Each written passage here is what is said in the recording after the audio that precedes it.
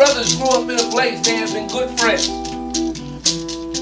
You know, born not too many years apart. They're the kind of guys that maybe they shared clothes and everything, responsibilities. They were really best friends and brothers.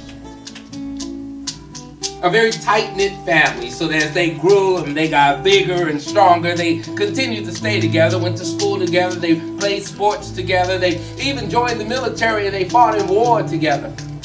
Returned home and each of them found beautiful wives and they each married. One built his house almost directly across the field from the other. They spent days and nights talking and sharing. If one had a hole in the roof, you better believe the other was holding the ladder while he went up there to fix it. There was never a thing that one wanted that the other did not provide. They were best of friends. I can't tell you what happened. I don't know how it is that people fall apart. Time passed. The two brothers were no longer as close as they had been. Arguments when they spent their time together. One day, one brother just went home, slammed the door on his way out. He went across the field to his home, thinking to himself, I will never see my brother again. The very next day, with a backhoe, which is a big machine that's used to work in the field. You know what I'm saying. I have to explain that, being from the south side of Chicago. You say a backhoe and people start saying, you're talking about me. But in this case, it is a piece of farm equipment. And that brother rose up early in the morning and used that big piece of farm equipment to dig a trench. He did a trench right there at the edge of his property. He digged the trench and then he filled that trench with water. As he dug this trench and he filled it with water, and he got this fish, this very angry fish, this fish with teeth, this piranha. That's what he got, a piranha fish, terrible fish. And he placed the piranha inside that moat. It's impossible for his brother to cross over the field and come and visit him. Oh, his brother was hurt by this. He was hurt, and his hurt turned to anger.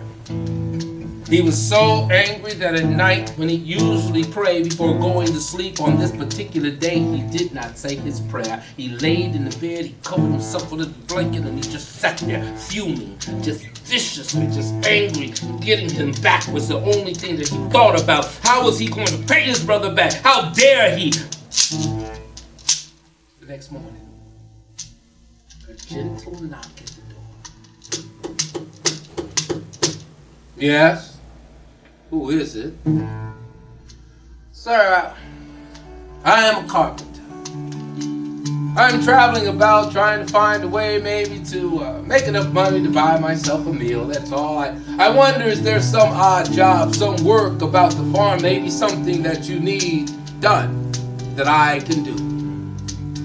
Oh yeah, I got something for you to do. Right out in the back of my old barn, I've got a whole bunch of wood. I want you to take that wood and bring it right up there. You see, across that, there's my brother's house. But I do not want to see him anymore. I want you to build a fence. I want you to build a fence so high that when I look out my door, I see nothing but the wood of the fence. Block him out. I never want to see him. I never want to talk to him. I never want anything to do with him again.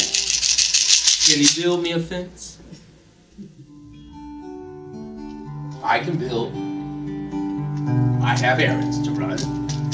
And I'll go do what I need to do. You get started right away. Shouldn't take you too long. I'll be back in a little while. I'll pay you when I get back. Okay. I'll do the work. And the brother went away. And the carpenter got the wood. And he began sawing. Cutting and sawing it and cutting the wood. He measured it out and he cut the wood and he hammered and he cut and he cut and hammered and he saw and he cut and hammered, saw and built, and he began building and working the project, doing the work that he was asked to do, doing work. Soon, returning from his chores that he had to do far away, the brother drove to his property, and as he saw, as he came upon, he said, "Oh, no, wait a minute now. I told you, you were supposed to, I told you to build me up." Before he can get the angry words out of his mouth, across a bridge came his brother. His arms wide open. "Oh, brother, my dear brother, how ashamed am I. I did everything I could to separate us. I dug a moat and filled it with terrible piranha. I filled it with water and piranha so that you would never be able to come to my house again. And what have you done? You built a bridge. You built a bridge so that we would not be separated. Oh, brother." And he embraced his brother and held him so tight.